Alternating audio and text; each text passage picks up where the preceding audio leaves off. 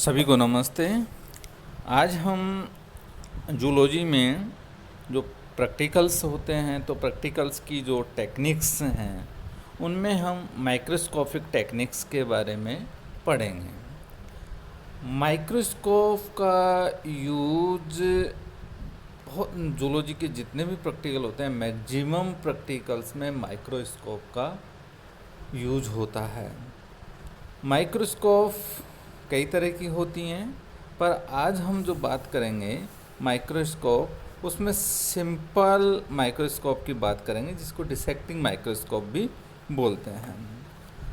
तो इसमें जो ये जो ऑप्टिकल्स माइक्रोस्कोप होती है, और हम सभी को पता है कि माइक्रो का मतलब होता है सूक्ष्म, स्कोपी का मतलब होता है देखना या दर्शन करना, यानी कि जिन सूक्ष्म जीवों को देखने के यानी उनको एनलार्ज किया जाता है, उनको बड़ा किया जाता है और उनको उनके जो मैग्नीफाई करके उनको देखते हैं तो माइक्रोस्कोप का यूज़ होता है। आजकल बहुत सारी माइक्रोस्कोप आने लग गई, इलेक्ट्रॉनिक माइक्रोस्कोप है और इलेक्ट्रिक माइक्रोस्कोप है। तो इनमें जो अपना माइक्रोस्कोप है वो अपना ऑप्टिकल माइक्रोस्कोप है। तो हम देखते हैं कि कोई भी एनिमल्स होता है उसकी टिश्यू एंड सेल स्ट्रक्चर की जो सूक्ष्मतम एवं विस्तृत अध्ययन के लिए माइक्रोस्कोप का सर्वाधिक महत्वपूर्ण तकनीकी उपकरण है। सेल्यूलर स्टडी के लिए नॉर्मली हम डिसेक्टिंग माइक्रोस्कोप तथा कंपाउंड माइक्रोस्कोप का यूज करते हैं, और इनके जो फंक्शनली जो इनका ऑर्गेनाइजेशन होता है उनका वर्णन हम यहाँ पर करेंगे। जैसे इनका कंपोजिशन कैसा होता है, जैसे अपन यहाँ पर डिसेक्टिंग माइक्रोस्कोप की बात करते हैं तो डिसेक्टिंग में देखते हैं कि यह सिंपल टाइप का इनमें जो इनका संगठन पाया जाता है इनका, और इसमें बेसल फुट होता है।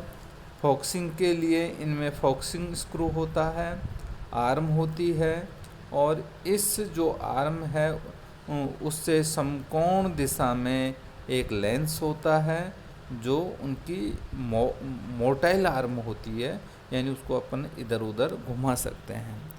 तो परिरक्षित की जाने वाली सामग्री को रखने हेतु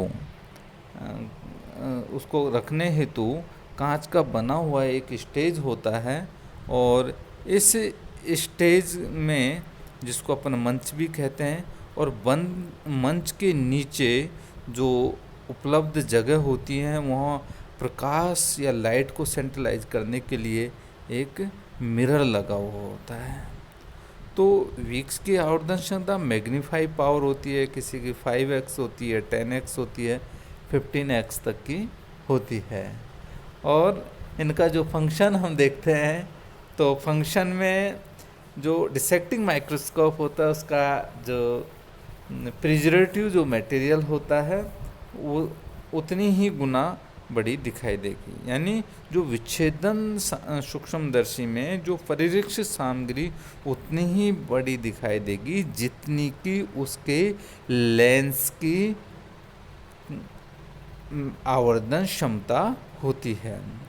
तो उदाहरण के रूप में हम देख सकते हैं कि यदि उनका जो मैग्नीफाई जो उनका लेंस होता है उसकी शक्ति यानी 10x है, तब हमारा जो मंच पर जो उपस्थित उनका जो प्रिजर्वेटिव मटेरियल है या ऑब्जेक्ट है वो यानी कि 10 गुना अधिक बड़ी दिखाई देगी।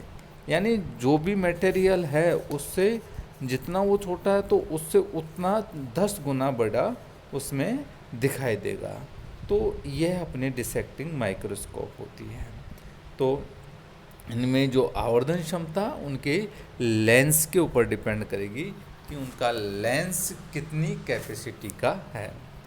इसी तरह से हम देखते हैं कि जो कंपाउंड माइक्रोस्कोप होती है, और कंपाउंड माइक्रोस्कोपिक का जो ऑर्गेनाइजेशंस है उसका फंक्शन है, उसमें अपन देखते हैं कि आधुनिक जो कंपाउंड माइक्रोस्कोपिक के ढांचे के जो आर्म होता है उसका जो अनुप्रस्थ भाग को जो बेस कहते हैं और उसको फूट भी हम फूट के नाम से भी जानते हैं। तो इसमें जो बहुत सारे पार्ट्स होते हैं, जिसमें पहला है बॉडी ट्यूब। बॉडी ट्यूब ये एक ट्यूब लाइक या स्ट्रक्चर होती है, और जिसमें आईपीस और ओक्यूलर लेंस लगे हुए होते हैं। इनकी जो कैपेसिटी होती है मैग्नीफाई की, वो 5x, 8x, 10x आदि प्रकार की होती है। इनकी जो ट्यूब होती है उसके निचले अंत पर एक रिवॉल्विंग पीस लगा होता है, जिसको नोज और यानी उसको नोज पीस भी कहते हैं। और उनका जो नोज पीस होता है उस पर विभिन्न कैपेसिटी वाले मैग्नीफाई कैपेसिटी वाले उनके लेंस लगे हुए होते हैं, जिन्हें उनका नोज पीस में घुमाकर बदला जा सकता है। यानी उनको हम अपनी सुविधा के अनुसार सेट कर सकते हैं कि कौन सा आवर्धन क्षमता का हमको लेंस यहाँ पर फिट करना है। इन लेंसों का जो लेंसों को अपन क्या कहते हैं, ऑब्जेक्टिव्स कहते हैं। और ऑब्जेक्टिव्स की जो मैग्नीफाई कैपेसिटी होती है 10x, 40x, 100x तक होती है। यानी हम उनको 10x से लेकर 100 यानी 100 गुना बड़ा अपना ऑब्जेक्ट को देख सकते हैं। अब अगला इसका जो पार्ट होता है वो होता है स्टेज।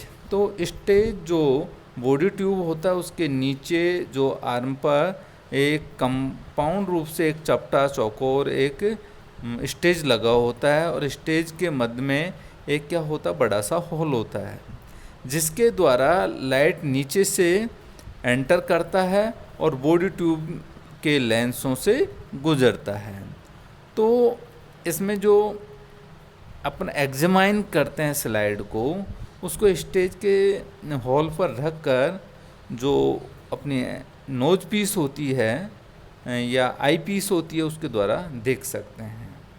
और आई पीस से हम देखकर उसकी जितनी भी कैपेसिटी की जो उनकी मैग्नीफाई हुआ है वो 10 गुना से लेकर 100 गुना तक होता है, उसको अपनी आवश्यकता के अनुसार सेट कर देते हैं, उनको देख सकते हैं। तो माइक्रोस्कोप में स्टेज के ठीक नीचे एक गोलाकार चपटी एक प्लेट लगी होती है जिसे डायफ्राम कहते हैं।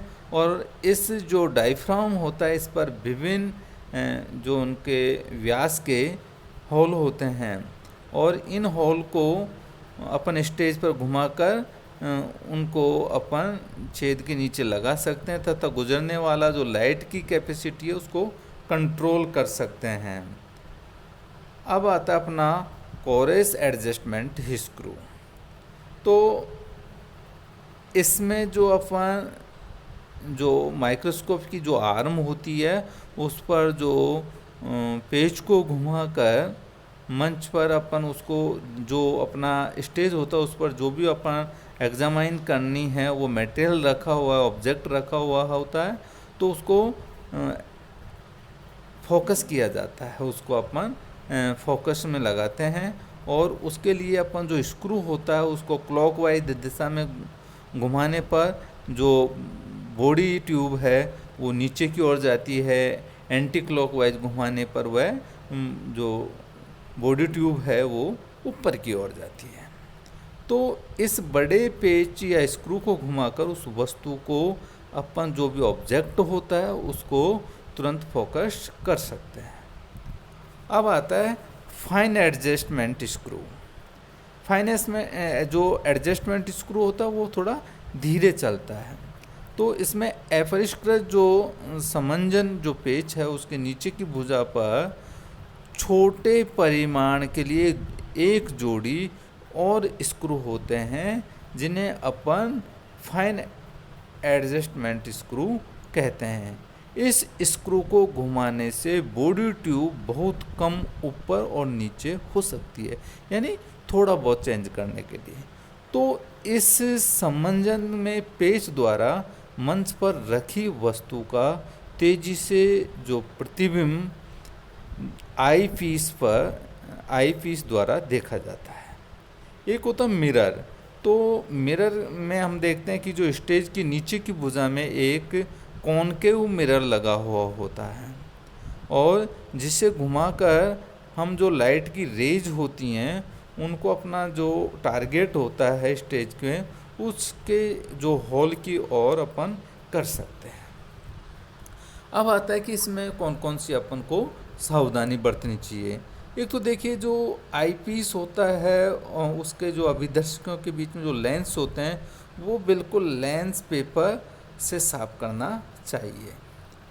जिस वस्तु को अपन को देखना है, जो अपना ऑब्जेक्ट है, वो समय से पहले कम पावर के जो लेंस होते हैं उनके नीचे वस्तु को एप्रेस जो अपना कोर्स एडजस्टमेंट स्क्रू होता है उसके द्वारा फोकस करना चाहिए तथा उसके बाद अपन को फाइन एडजस्टमेंट स्क्रू का प्रयोग करना चाहिए। माइक्रोस्कोप के सभी पार्ट्स होते हैं वो हमेशा साफ सुथरे होने चाहिए। जिस समय माइक्रोस्कोप प्रयोग में नहीं लाया जा रहा हो उसे प्लास्टिक के बने आवरण से ढक देना चाहिए। तो हमने यहाँ पर देखा कि हमको पूरी तरह से माइक्रोस्कोप को सावधानी पूर्वक और यूज करना चाहिए और एक हमको उसको ऐसी जगह पर रखना चाहिए जहाँ पर सनलाइट या लाइट का कोई भी पार्ट है वो वहाँ उसको लाइट आसानी से मिल जाए, चाहे सोर्स कोई सा भी हो, तो वो उसको मिलने के बाद वो अपना ऑब्जेक्ट को उतना ही ज़्यादा क्लियरिफाई कर पाएगा। तो इस तरीके से हम इन चीज़ों को यूज करके और जो प्रैक्टिकल में अपन माइक्रोस्कोप यूज करते हैं वो आसानी से काम में ले सकते हैं।